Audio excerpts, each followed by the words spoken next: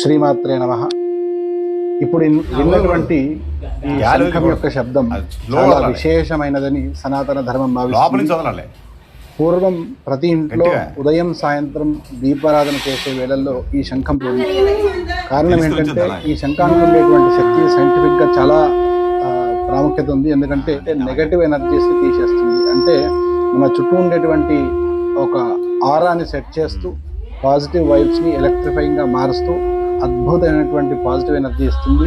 ఇది పూజ ప్రారంభించే ముందు ఖచ్చితంగా చేసేది. ఎందుకంటే ఆ పూజ నిర్విరామంగా ఎట్లాంటి నెగటివ్ ఎనర్జీస్తో ఉండకుండా ఉండేలా చూసుకునే అట్లాంటి ధ్వనులను ఈ శంఖం యొక్క శబ్దం ఇస్తుంది.